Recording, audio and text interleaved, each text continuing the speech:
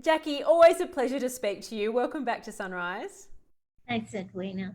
Your new film, Never Too Late, feels like an apt title for your own life and this extraordinary third act that you've had. Tell us about the film. Well, it's a story about love and mateship, and people of my generation, who we're the Vietnam War generation, and the male characters were all mates in the Vietnam War, and they're still mates now. They're in their 70s, and one of them's still in love with a woman that he lost when he went to Vietnam, and now he wants to reclaim her because she's been widowed.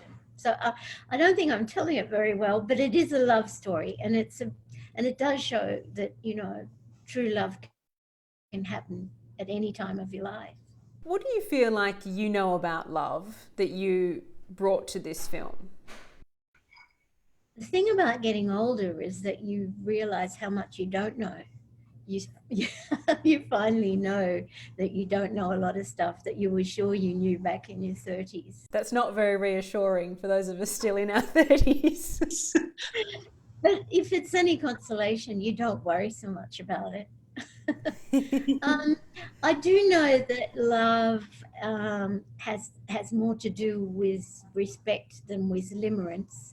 Limerence is that incredible feeling you get, that rush. I mean, it's really a hormonal thing you get when you first fall in love. And if that can be buoyed up with respect, then I reckon you're going to last for a long time. That's a good combination of factors. You work with people like James Cromwell, Jack Thompson in this film, one legend working with others. You must have an incredible shared history with those two. Well, James Cromwell is wonderful. He's from theatre royalty. His parents and his grandparents both ran theatres in New York. So to act with him was such a joy. He's a wonderful actor. And of course, I know Jack Thompson, who's such a dear man, going back to the 70s when we played husband and wife in Peterson. And the other guys in it, Dennis Waterman from England that people love, and Shane Jacobson. Shane Jacobson is so funny and so adorable, and he plays Roy Billings' son. And then, of course, the woman comes into it that James Cromwell has been carrying a torch for decades, and they help them get back together. And I think it's quite touching. I did watch it. I don't always watch things I'm in, but I watched it, and because I had a boyfriend die in Vietnam, and my generation used to march in protests, and it was a very big deal in the 1960s when we were young. And the beginning of the film, they show footage of Vietnam. It's giving me goosebumps thinking about it now. So I teared up a bit right from the very beginning.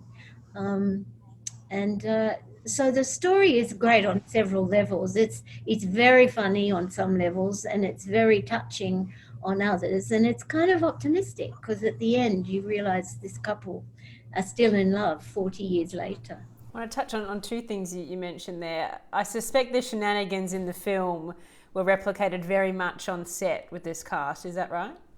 We did have fun. We did have fun. Probably not as energetic as several decades ago, but we did have a lot of fun.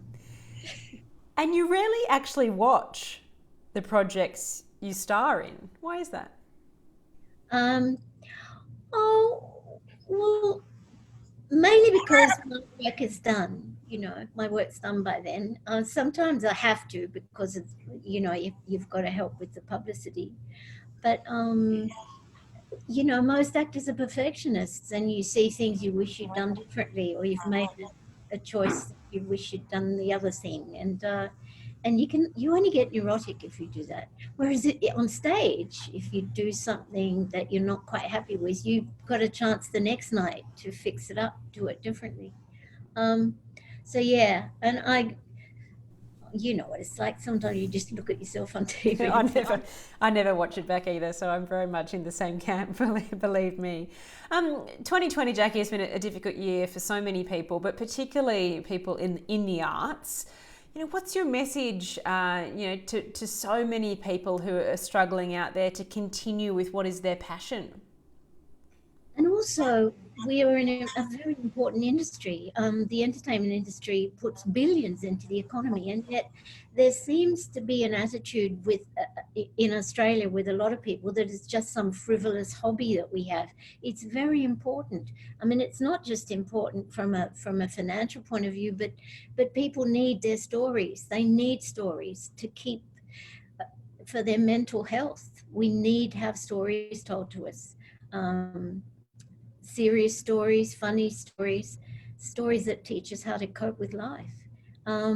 I want to say to all the actors out there, keep your chin up. I mean, we're used to rejection and to going through lean times, people in the entertainment industry, but at the moment it's very bad. Just keep your chin up.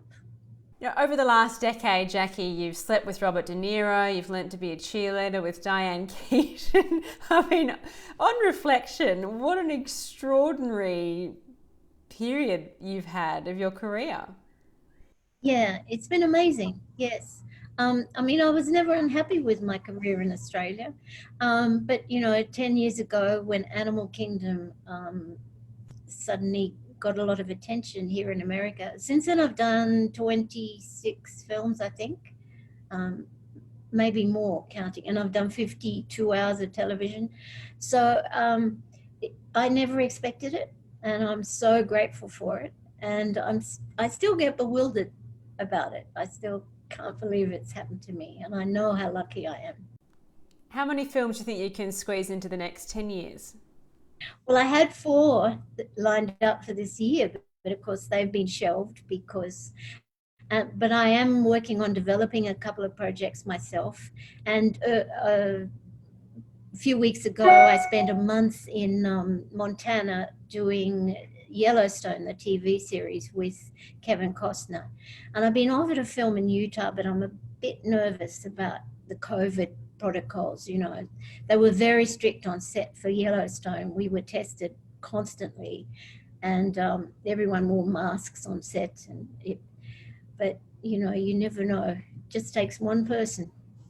Well, we're all Yellowstone fanatics in the studio, and my husband is a die-hard fan, so long may that continue. I think it's finished now. Finally, a strange question perhaps, but I understand that you don't want to cut your hair because you feel like that's a convention. Tell me about that. Well, I don't mind. I mean, I wouldn't mind cutting all my hair off. I've thought about it.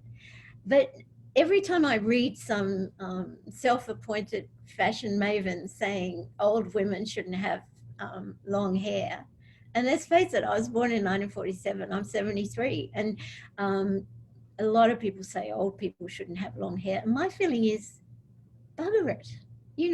I at 73, I think I can do what I like.